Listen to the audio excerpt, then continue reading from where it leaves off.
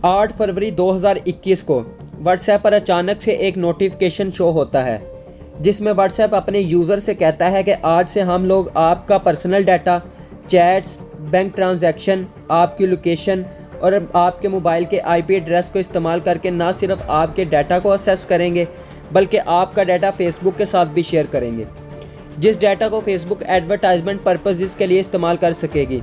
और अगर आप लोग व्हाट्सएप की डाटा पॉलिसी से एग्री नहीं करते तो आप लोग व्हाट्सएप को इस्तेमाल करना बंद कर सकते हैं। इस सब के रिस्पॉन्स में जहां दुनिया भर के लोगों ने व्हाट्सएप को क्रिटिसाइज़ किया, वहीं इंडिया ने एक डाटा प्रोटेक्शन बिल पास किया जिसमें गवर्नमेंट ऑफ इंडिया ने व्हाट्सएप को लोगों के पर्सनल डाटा को असेस करने से मना कर दिया। और इसके साथ ही गवर्नमेंट ने व्हाट्सएप के लोगों से कहा कि उनका प्लेटफॉर्म गवर्नमेंट के खिलाफ फेक न्यूज़ फैलाने के लिए इस्तेमाल होता है और व्हाट्सएप फॉरवर्ड से बहुत ही तेज़ी के साथ फेक न्यूज़ फैलती हैं और इन फेक न्यूज़ को गवर्नमेंट के खिलाफ कैंपेन चलाने के लिए इस्तेमाल किया जाता है। इसलिए व्हाट्सएप में हर फॉरवर्ड मैसेज के साथ उसके सोर्स का बताया जाए और ये बताया जाए इसे कितनी बार फॉरवर्ड किया गया है और इसके साथ साथ व्हाट्सएप यूज़र का डाटा गवर्नमेंट के साथ भी शेयर करे। बिल का लॉ का हिस्सा बनने से पहले ही व्हाट्सएप ने गवर्नमेंट ऑफ इंडिया पर यह कहते हुए दिल्ली हाई कोर्ट में केस फाइल कर दिया कि गवर्नमेंट के इस एक्ट से यूज़र की प्राइवेसी ख़त्म हो जाएगी और ये व्हाट्सएप की एंड टू एंड इंक्रिप्शन की खिलाफ वर्जी होगी और इस पर्सनल डाटा को जिसको व्हाट्सएप खुद भी असेस नहीं कर सकती, वो चैट गवर्नमेंट के पास चली जाएगी जिससे वो पब्लिक डोमेन में जा सकती है, जिससे व्हाट्सएप की प्राइवेसी ख़त्म हो जाएगी। लेकिन गवर्नमेंट ऑफ इंडिया ने व्हाट्सएप को धमकी लगाई, अगर वो डाटा को गवर्नमेंट के साथ शेयर नहीं करता तो वो इंडिया में व्हाट्सएप पर पाबंदी लगा देगा। और इससे पहले भी इंडिया चाइना की 100 से ज़्यादा ऐप्स को डाटा प्रोटेक्शन के नाम पर बैन कर चुका है, जिसमें टिकटॉक और पबजी जैसी ऐप्स भी शामिल हैं। यहाँ आप लोगों के जहन में एक सवाल आ सकता है कि आखिर एक यूज़र के डाटा से गवर्नमेंट या किसी कंपनी को क्या फ़ायदा पहुँच सकता है। तो आज की इस एजुकेशनल वीडियो में जानने की कोशिश करते हैं किस तरह का डाटा ये कंपनियाँ आपका इस्तेमाल करती हैं और किस तरह ये आपका डाटा इस्तेमाल करके बिलियंस ऑफ डॉलर्स कमाती हैं। और ये भी जानने की कोशिश करते हैं कि आप लोग किस तरह अपने डाटा को सिक्योर कर सकते हैं ताकि मुस्तकबिल में होने वाले नुकसान से बच सकें। लेकिन अगर आप लोगों ने अभी तक चैनल सब्सक्राइब नहीं किया तो आप चैनल को सब्सक्राइब करके हमारी एजुकेशनल कम्युनिटी का हिस्सा बन सकते हैं, जहां हर वीडियो से आपको कुछ ना कुछ सीखने को ज़रूर मिलता है। इन सब चीज़ों को समझने के लिए ज़रूरी है कि आप लोग व्हाट्सएप की न्यू डाटा पॉलिसी को समझें। सबसे बड़ी चीज़ ये है कि व्हाट्सएप अपने यूज़र को ओपनली कह रहा है कि वो आपका कुछ डाटा फेसबुक की कंपनीज़ के साथ शेयर करेगा। फेसबुक की कंपनीज़ में फेसबुक मैसेंजर, इंस्टाग्राम यानी जो भी कंपनीज़ फेसबुक ने ख़रीदी हुई है वो शामिल हैं। ये पहली मर्तबा नहीं है कि व्हाट्सएप आपके डाटा को फेसबुक की कंपनीज़ के साथ शेयर कर रहा है। व्हाट्सएप की पिछली प्राइवेसी पॉलिसी में भी इसे शामिल किया गया था।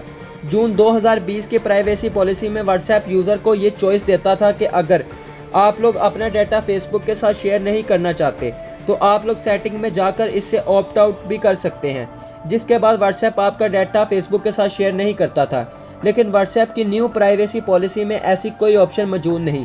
या तो आप लोग इससे एग्री करेंगे या व्हाट्सएप को इस्तेमाल करना बंद कर देंगे। अब यहाँ बहुत ही अहम सवाल पैदा होता है, किस किस्म का डाटा व्हाट्सएप फेसबुक के साथ शेयर करेगा। क्या व्हाट्सएप आप लोगों की पर्सनल चैट को भी फेसबुक के साथ शेयर कर सकता है? आपके तमाम मैसेजेस, आपके शेयर किए हुए लिंक्स, आपकी तमाम एक्टिविटीज़ अब फेसबुक को भी पता चलेगी। तो ये बात बिल्कुल गलत है, क्योंकि व्हाट्सएप की नई डाटा पॉलिसी के बाद भी WhatsApp end to end encrypted रहेगा। एंड टू एंड इनक्रिप्शन के मुताबिक जो मैसेज आप किसी को सेंड करते हैं वो मैसेज आपके और उसके अलावा किसी को भी नहीं मिलेगा।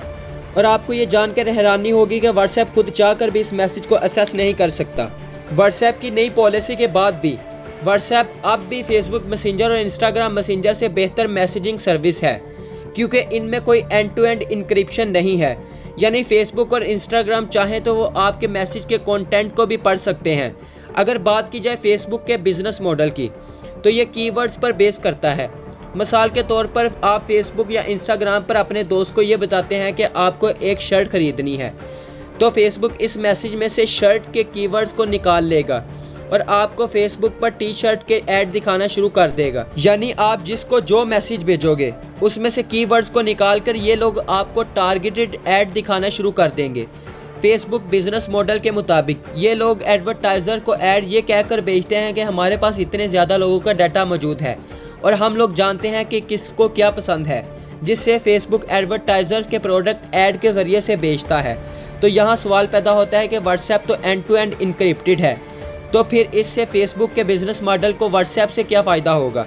इनडायरेक्ट बात की जाए तो कौन कौन सा डाटा फेसबुक व्हाट्सएप का इस्तेमाल कर पाएगा। व्हाट्सएप मैसेजेस को छोड़कर तकरीबन तमाम डाटा जिसकी परमिशन व्हाट्सएप ने आपसे ली है, वो तमाम डाटा फेसबुक अपने एड्स को बेचने के लिए इस्तेमाल करेगा।